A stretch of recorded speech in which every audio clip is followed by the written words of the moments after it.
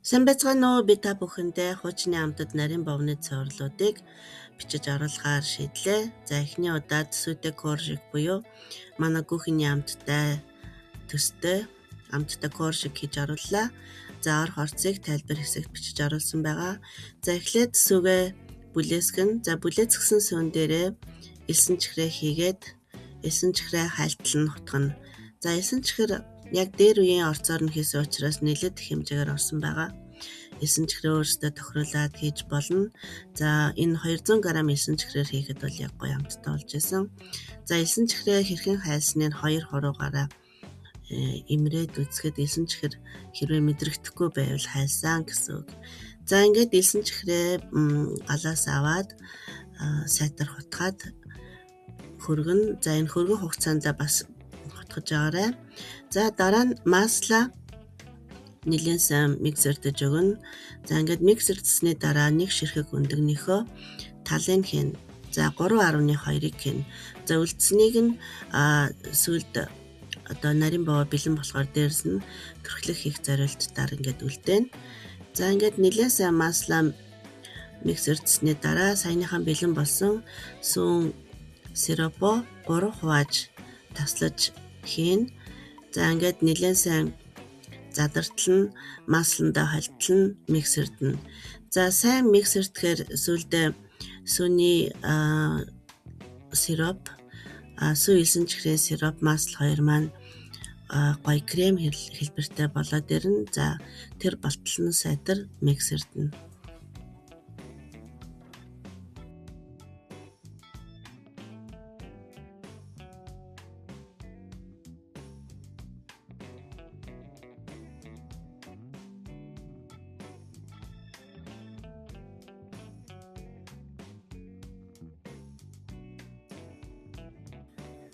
За мас сироп хоёр маань нэлээд крем шиг гоё болоод ирсэн байна. За дээрэс нь ванилийн эссенц нэмэн. За би байнга ванилийн эссенц ашигладаг. За ванилины сахар бол 1 утыг хийгээрэй. За ингээд мас маань маш сайхан амттай кремлэг харагдаж байна. За энэ бол хамгийн гол энэ нарийн бов коржик маань амттай болох нэг point юм. За үн дээрээсээ гурилаа хийн. Гурилаа хийхдээ за гурилны сорт одоо чанар зэрэгс хамаарч янз бүртэл янз янзын их бага хэмжээгээр орох бах. За мөн үн дээрээсээ бейкинг паудер чимэг давсаа хийн. За бейкинг паудер давсыг бол заавал гурилтайгаа хамт хийгээрэй. За ингээд гурилаа бага багаар хийгээд зуурна. Маш зөөлхөн зуурмаг болдог учраас гурилыг нэмж хийсний хэрэггүй. Нэмж хийх юм бол амт нь алдагдана.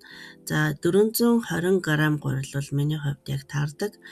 За 420 г-аас нэг 10 юм уу грамм их бага хэмжээтэй орох байхаа гэж бодож байна. За ингээд гурилнууд маань нэлээд сайн бөөгнөрөөд ирэхээр нь тавцан дээр аваад гурилаа хэвэнд ортолно нухан. За ингэхдээ маш зөөлхөн болгоомжтой нухаарай. За 100 нь маш зөөлхөн шингэвтэр тул их хүч шаардахгүй. За ингээд хуурай гурилаа маш сайн ашиглаад нухаж ивэнд нь оруулна. За сүдэ коржик маань манай одоо дээр үеийн бидний багад идчихсэн гүх хэдэн нэлээд төстэй амттай. Тэгээд ерөнхийдөө энэ Оросоор бол молочны коржик гэж хэлдэг. Тэгээд ер нь бидийг баг байхад гөөхийг бол сургуулийн цайны газар дэлгүүрийн дангуунуудаар зардаг байсан. За түүнтэй адилын молочны коржик буюу сүдэ коржикийг бас сургуулийн ганц дэлгүүрийн лангуунуудаар авч идцгээдэг байсан байна. Тэгээд ерөнхийдөө бол гүөхний амттай нэлээд төстэй учраас би одоо хийж оруулсан. За тэгээд түүнээс гадна одоо олон төрлийн хүүхэд насны минь амттай байсан нарийн бовнуудыг хийж оруулахаар төлөвлөсөн байгаа. За одоо ингээд гурил маань бижээд гоё хэвэнд орсны дараа хэвлэн. За хэвлэхдээ бөөрийн би хэв ашигласан байгаа 9.5 диаметрийн хэмжээтэй. За гурилаа илдэхдээ 7 мм орчим зузаантайгаар илдэнэ. Тэгээд хэвээрээ хэвлэн.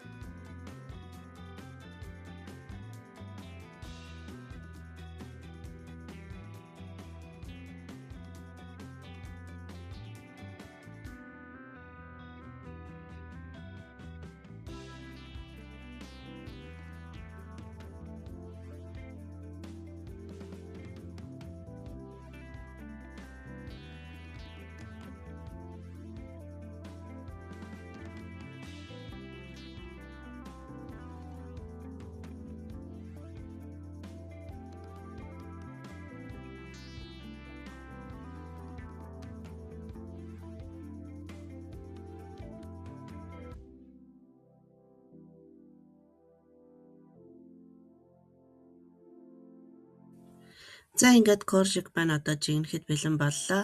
За дээрэс нь өндөгний төрхөлөг хийн. За үлдсэн өндгөн дээрээ нэг жижиг халбаар ус хийгээд сайтар холиод тутгана. За ингээд төрхөлөг хийхдээ зузаан төрхсөний хэрэггүй нэмгэвтэр түрхээд тэгээд дээрэс нь сэрээгээр хээ гаргана.